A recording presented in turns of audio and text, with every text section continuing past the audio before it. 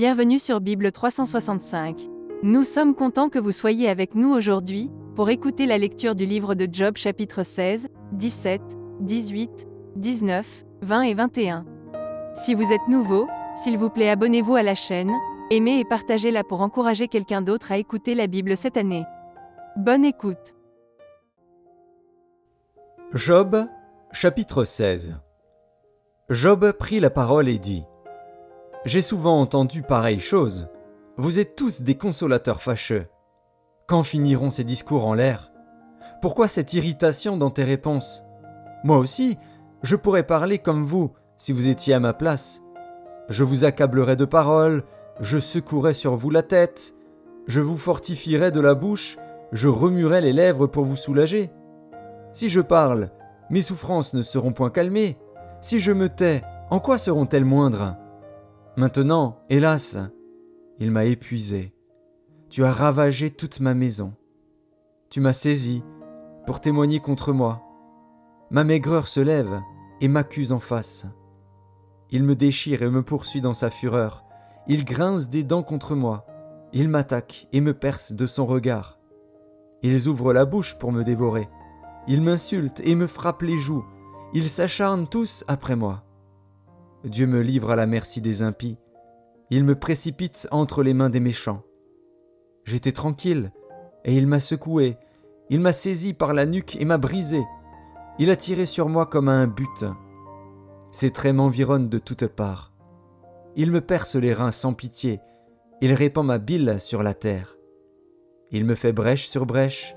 Il fond sur moi comme un guerrier. J'ai cousu un sac sur ma peau. J'ai roulé ma tête dans la poussière. Les pleurs ont altéré mon visage. L'ombre de la mort est sur mes paupières. Je n'ai pourtant commis aucune violence, et ma prière fut toujours pure. Ô terre, ne couvre point mon sang, et que mes cris prennent librement leur essor. Déjà maintenant, mon témoin est dans le ciel, mon témoin est dans les lieux élevés. Mes amis se jouent de moi. C'est Dieu que j'implore avec larmes.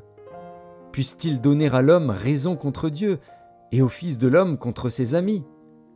Car le nombre de mes années touche à son terme, et je m'en irai par un sentier d'où je ne reviendrai pas. Job, chapitre 17. Mon souffle se perd, mes jours s'éteignent, le sépulcre m'attend. Je suis environné de moqueurs, et mon œil doit contempler leurs insultes. Sois auprès de toi-même ma caution, autrement, qui répondrait pour moi ? Car tu as fermé leur cœur à l'intelligence, aussi ne les laisseras-tu pas triompher. On invite ses amis au partage du butin, et l'on a des enfants dont les yeux se consument. Il m'a rendu la fable des peuples, et ma personne est un objet de mépris. Mon œil est obscurci par la douleur, tous mes membres sont comme une ombre. Les hommes droits en sont stupéfaits, et l'innocent se soulève contre l'impie. Le juste néanmoins demeure ferme dans sa voie. Celui qui a les mains pures se fortifie de plus en plus. Mais vous tous, revenez à vos mêmes discours, et je ne trouverai pas un sage parmi vous. Quoi ? Mes jours sont passés, mes projets sont anéantis, les projets qui remplissaient mon cœur. Et ils prétendent que la nuit c'est le jour, que la lumière est proche quand les ténèbres sont là. C'est le séjour des morts que j'attends pour demeure. C'est dans les ténèbres que je dresserai ma couche. Je crie à la fosse, tu es mon père, et au ver, vous êtes ma mère et ma sœur. Mon espérance, où donc est-elle ? Mon espérance, qui peut la voir ? Elle descendra vers les portes du séjour des morts, quand nous irons ensemble reposer dans la poussière. Job, chapitre 18. Bildad de Shuar prit la parole et dit : « Quand mettrez-vous un terme à ces discours ? Ayez de l'intelligence, puis nous parlerons. Pourquoi sommes-nous regardés comme des bêtes ? Pourquoi ne sommes-nous à vos yeux que des brutes ? Ô toi qui te déchires dans ta fureur, faut-il à cause de toi que la terre devienne déserte ? Faut-il que les rochers disparaissent de leur place ? La lumière du méchant s'éteindra, et la flamme qui en jaillit cessera de briller. La lumière s'obscurcira sous sa tente, et sa lampe au-dessus de lui s'éteindra. Ses pas assurés seront à l'étroit, malgré ses efforts, il tombera. Car il met les pieds sur un filet, il marche dans les mailles. Il est saisi au piège par le talon, et le filet s'empare de lui. Le cordeau est caché dans la terre, et la trappe est sur son sentier. Des terreurs l'assiègent, l'entourent, le poursuivent par derrière. La faim consume ses forces, la misère est à ses côtés. Les parties de sa peau sont l'une après l'autre dévorées, ses membres sont dévorés par le premier-né de la mort. Il est arraché de sa tente où il se croyait en sûreté, il se traîne vers le roi des épouvantements. Nul des siens n'habite sa tente, le soufre est répandu sur sa demeure. En bas, ses racines se dessèchent. En haut, ses branches sont coupées. Sa mémoire disparaît de la terre, son nom n'est plus sur la face des champs. Il est poussé de la lumière dans les ténèbres, il est chassé du monde. Il ne laisse ni descendants, ni postérité parmi son peuple, ni survivants dans les lieux qui l'habitaient. Les générations à venir seront étonnées de sa ruine, et la génération présente sera saisie d'effroi. Point d'autre destinée pour le méchant, point d'autre sort pour qui ne connaît pas Dieu. Job, chapitre 19. Job prit la parole et dit : « Jusques à quand affligerez-vous mon âme et m'écraserez-vous de vos discours ? Voilà 10 fois que vous m'outragez. N'avez-vous pas honte de m'étourdir ainsi ? Si réellement j'ai péché, seul j'en suis responsable. Pensez-vous me traiter avec hauteur ? Pensez-vous démontrer que je suis coupable ? Sachez alors que c'est Dieu qui me poursuit et qui m'enveloppe de son filet. Voici, je crie à la violence, et nul ne répond.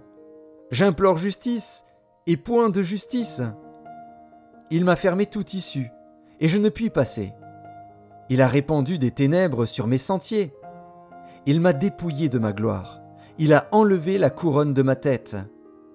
Il m'a brisé de toutes parts, et je m'en vais. Il a arraché mon espérance comme un arbre. Il s'est enflammé de colère contre moi. Il m'a traité comme l'un de ses ennemis. Ses troupes se sont de concert mises en marche. Elles se sont frayé leur chemin jusqu'à moi. Elles ont campé autour de ma tente. Il a éloigné de moi mes frères, et mes amis se sont détournés de moi. Je suis abandonné de mes proches, je suis oublié de mes intimes. Je suis un étranger pour mes serviteurs et mes servantes. Je ne suis plus à leurs yeux qu'un inconnu. J'appelle mon serviteur, et il ne répond pas. Je le supplie de ma bouche, et c'est en vain.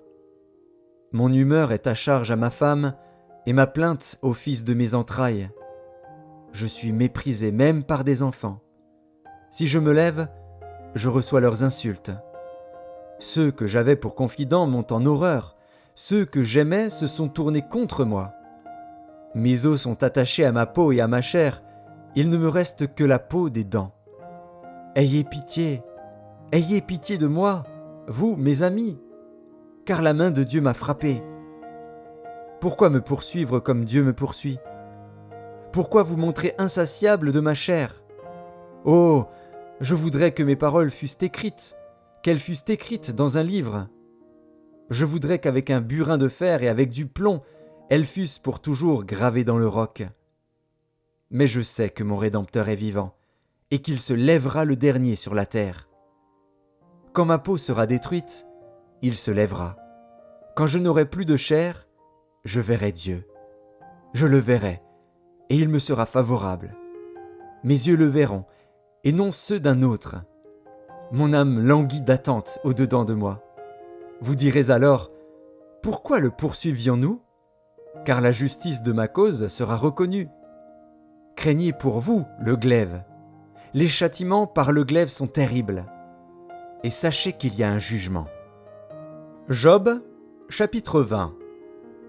Tsophar de Naama prit la parole et dit : Mes pensées me forcent à répondre, et mon agitation ne peut se contenir. J'ai entendu des reproches qui m'outragent. Le souffle de mon intelligence donnera la réplique. Ne sais-tu pas que, de tout temps, depuis que l'homme a été placé sur la terre, le triomphe des méchants a été court, et la joie de l'impie momentanée ?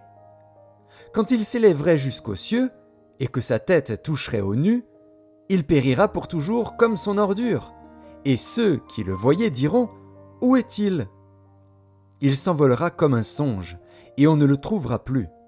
Il disparaîtra comme une vision nocturne. L'œil qui le regardait ne le regardera plus. Le lieu qu'il habitait ne l'apercevra plus. Ses fils seront assaillis par les pauvres, et ses mains restitueront ce qu'il a pris par violence. La vigueur de la jeunesse, qui remplissait ses membres, aura sa couche avec lui dans la poussière. Le mal était doux à sa bouche, il le cachait sous sa langue. Il le savourait sans l'abandonner. Il le retenait au milieu de son palais. Mais sa nourriture se transformera dans ses entrailles, elle deviendra dans son corps un venin d'aspic. Il a englouti des richesses, il les vomira. Dieu les chassera de son ventre. Il a sucé du venin d'aspic, la langue de la vipère le tuera. Il ne reposera plus ses regards sur les ruisseaux, sur les torrents, sur les fleuves de miel et de lait. Il rendra ce qu'il a gagné, et n'en profitera plus. Il restituera tout ce qu'il a pris, et n'en jouira plus. Car il a opprimé, délaissé les pauvres, il a ruiné des maisons et ne les a pas rétablies. Son avidité n'a point connu de borne, mais il ne sauvera pas ce qu'il avait de plus cher. Rien n'échappait à sa voracité, mais son bien-être ne durera pas. Au milieu de l'abondance, il sera dans la détresse.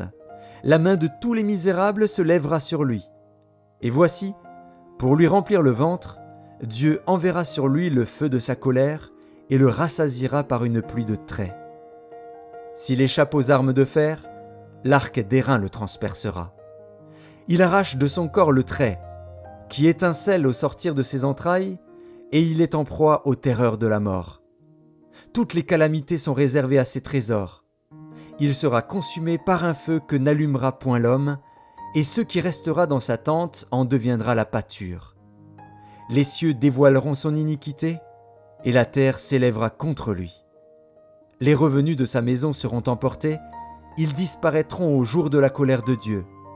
Telle est la part que Dieu réserve aux méchants, tel est l'héritage que Dieu lui destine.